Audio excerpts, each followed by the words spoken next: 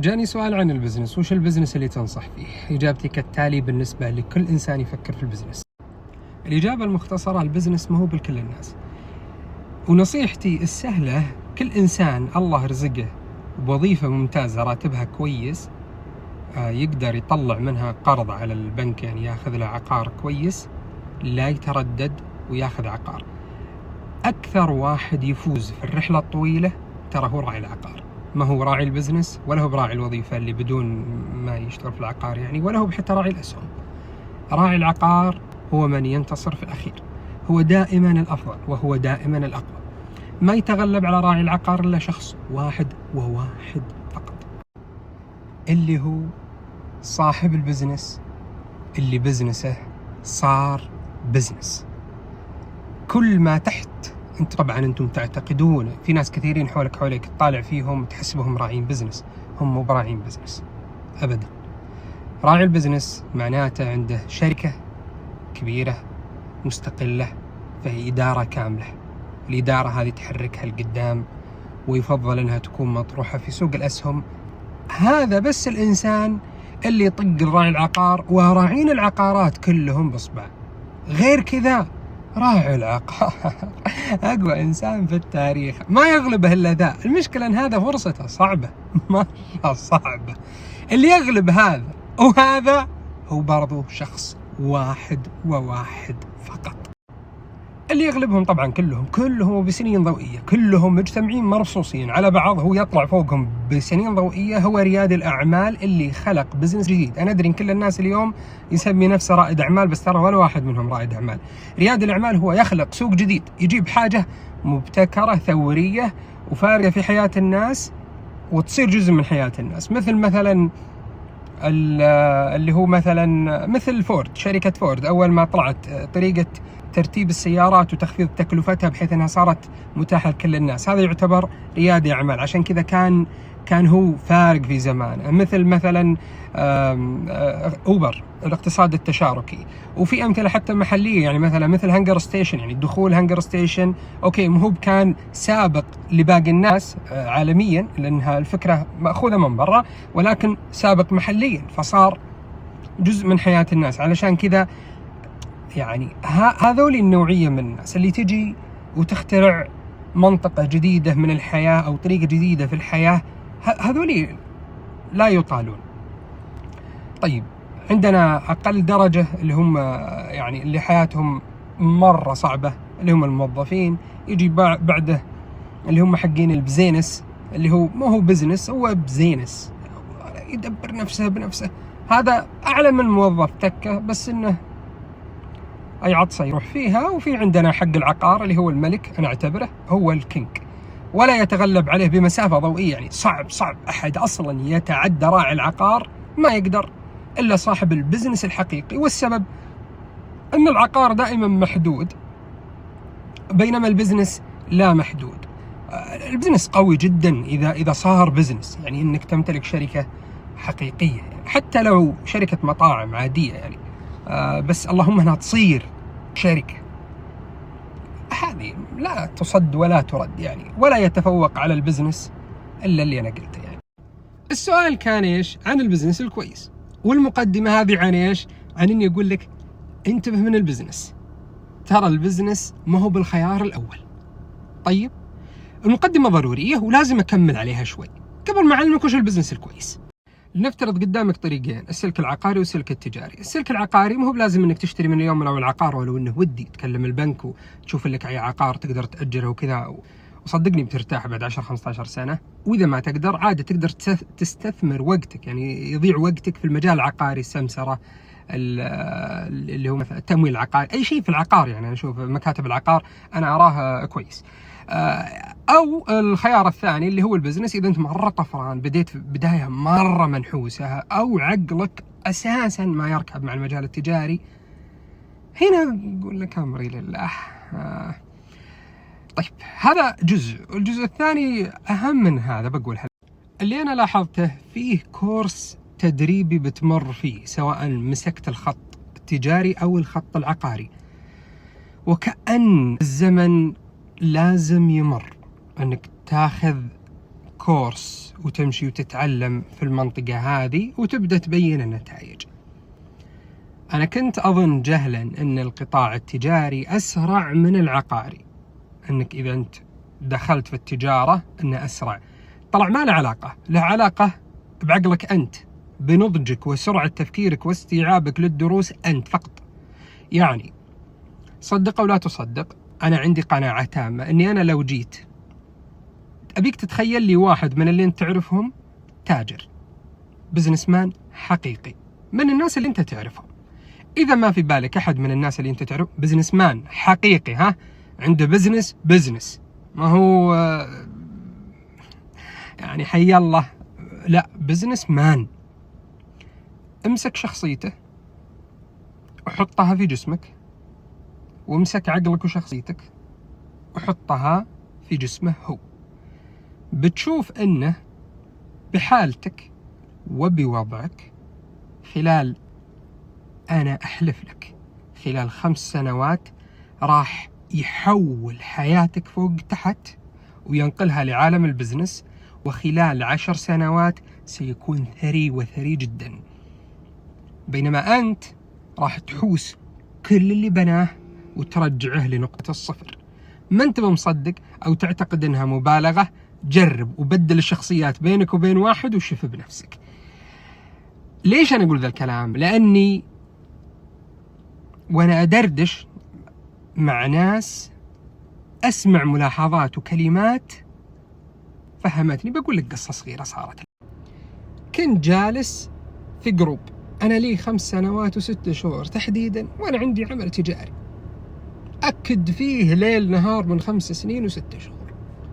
ما هي مدة طويلة مقارنة بأهل البزنس، ولا هي مدة قصيرة مقارنة باللي بدأ اليوم.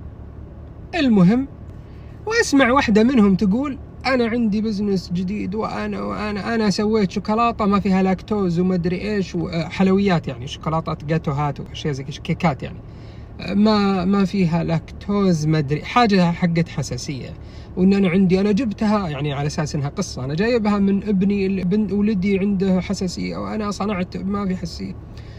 أنا أسمع والله كويس الفكرة، أعتقد إن في احتياج، أكيد في ناس محتاجة يعني، هي من ضمنهم. وش اسم البراند حقك؟ بلا بلا بلا، اسم فرنسي، لا شوكولاتوليت طالعت أول شيء سألته قلت عفوا بس كم عمر البزنس؟ أبي أتأكد وين موقعها من الإعراب. قالت توني بادية. قلت هذه أول تجربة تجارية؟ قالت إيه.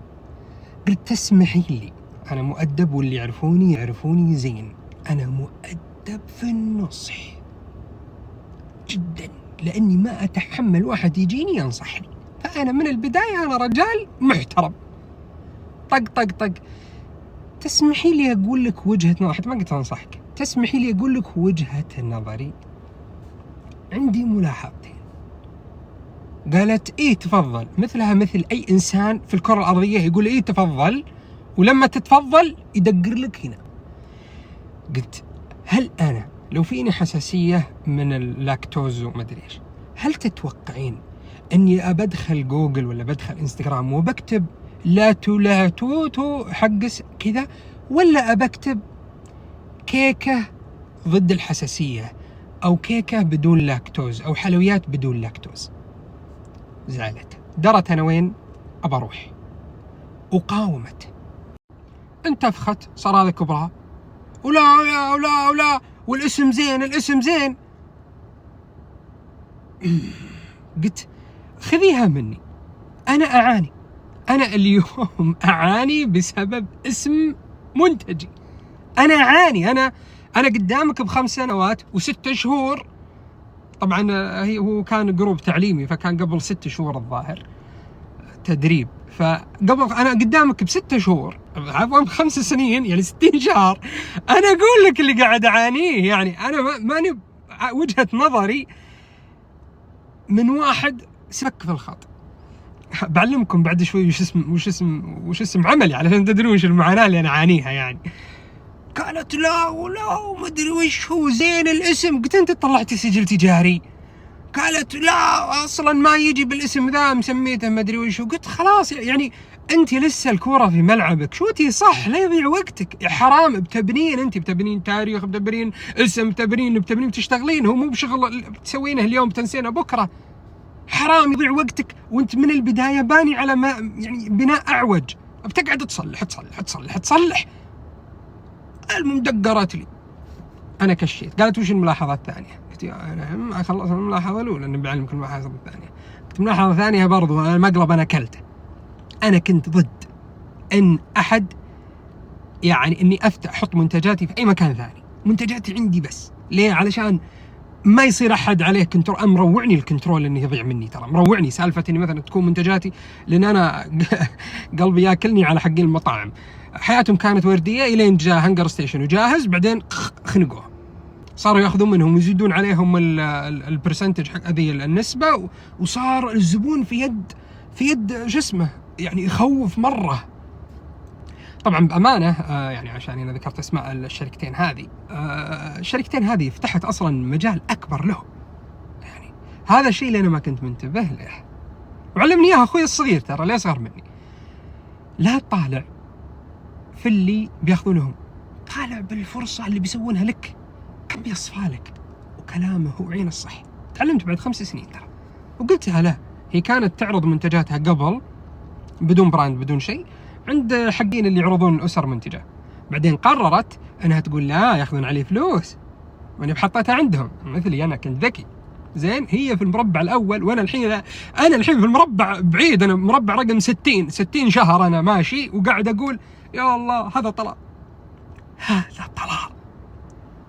هذا هو، اخطائه، سخافاته، افكاره، هذا هو.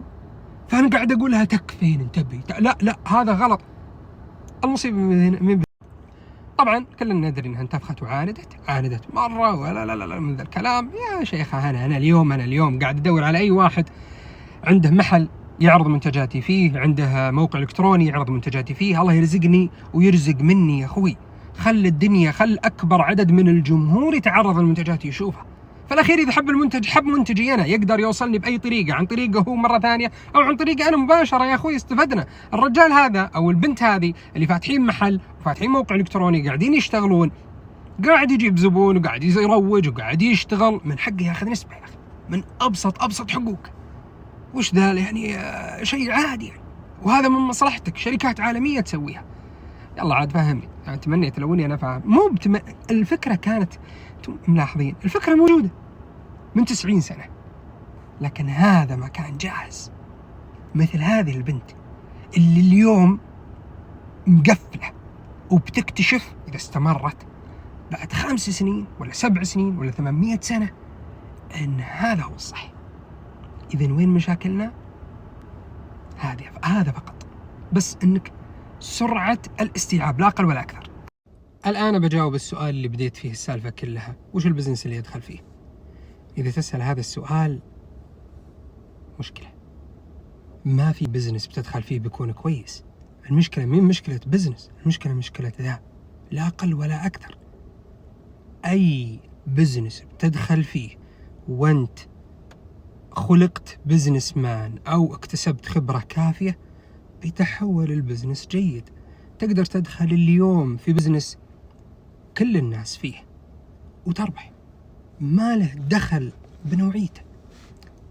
ولكن في نقطة صغيرة اللي أنا لاحظت، حاول تلاحظ مجال ما عليه تشريعات وقيود كثيرة ولا تنظيمات كثيرة. أعطيك مثلا مثال، توصيل الطلبات مثلا قبل فترة، يمكن قبل سنة أو سنتين، كانت الأمور ماشية فيه تمام. تقدر تاخذ لك عندك سواق تدخله مع توصيل جاهز هنجر ستيشن وصلى الله وبارك.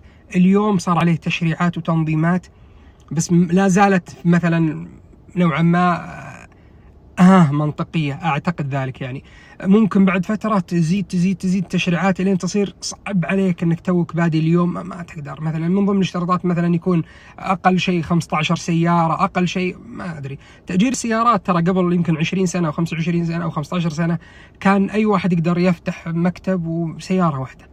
اليوم الظاهر عندهم تشريعات وتنظيمات عالية، يعني ما عاد تقدر تبدأ اليوم بهالطريقة. تصنيع العطور، أول كنت تقدر تصنع العطر في بيتك، بعد يعني قبل 25 سنة. اليوم لازم مصنع نظامي ووزارة التجارة وهي الدواء الغذائي تكون مرخص وكذا، يعني ما تقدر، يعني توك بادي راس مالك كله 500 ريال 1500 ريال، ما اعتقد انك ما ادري شلون بتسويه يعني، او مرهق مره، خصوصا انها تجربتك التجاريه الاولى. وبالمناسبه انا مع مبدا اذا انت بتدخل القطاع التجاري، اللي ما يعرف يشتغل ب 500 ريال و 1500 ريال ترى ما يعرف يشتغل ب1.5 مليون. ما له علاقه في المبلغ، هو له علاقه بهذا، اكرر يعني بالاخير هي هالسالفه. فاذا تقدر تلقى لك مجال لا زال جديد، ما في منافسه كثيره، ما في بشر واجد، ما في تشريعات كثيره، ما في تنظيمات كثيره، ممكن تلقى يعني اذا انت كذا مفتوحه لك الدنيا وتقدر تشوف لك هالزاويه، تراها زاويه حلوه. واختار الاسم بعنايه. بعلمكم الحين وش اسم شغلي وش المشاكل اللي عانيتها بسبب الاسم يعني، لكن تتخيل معلومه سهله لو انها كانت عندي من قبل 5 سنين كان افضل. اسم عملي التجاري هو عاج الغزال للعود والبخور والعطور. تشوفون كلمة عاج الغزال؟ ايوه، هذه دقروا لي فيها جوجل، ميتا، المنصة اللي هي انستغرام وكذا، قالوا وقف انت تتاجر في الممنوعات، في العاج وهو ممنوع بيعه وشراءه، وفي المشتقات الحيوانية في الغزلان، هذا اسم البراند. يعني الحين هذا وش يتسبب علي؟ ترفض بعض اعلاناتي احيانا كثيرة ويقلل من ظهورها الطبيعي والمدفوع. لك ان تتخيل يعني انا قاعد اعاني، يعني مثلا تكلفة لو ان اسمي مثلا طلال للعود كان اسهل الظهور والحركة، هذا اللي انا كنت انبه البنت منها. كنت اقول طبعا انا كنت انبهها بسبب اختيار الاسم المناسب للوصف، يعني ما حد بيكتب اليوم عود مثلا عاج الغزال، لكن لو تكتب كلمة عود تطلع لك العربية العود. مو بلانهم اقوياء في الاس اي او، لان الوصف البراند والمنتج قريبات من بعض. فهذه مثلا معاناتي. بالمناسبة ترى بأمانة اقسم بالله ان عملنا يبيض الوجه، وكل منتجاتي عليها ضمان ذهبي. انا اقول لك المسك اجيبها لك من بريطانيا، والعطور اليوم دخلنا عطور، الايام هذه دخلنا عطور اجيبها لك من اليونان، رايح اليونان جايب لك عطور من مصنع يوناني عمره اكثر من 70 سنة. والبخور اللي اول ما بديت فيه كنت اسويه بنفسي، عبارة عن 4 انواع مختلفة مع كسر عود. فكرتنا الجديدة تحط كسرة عود مع كسرة بخور. لا يفوتك. في امان الله.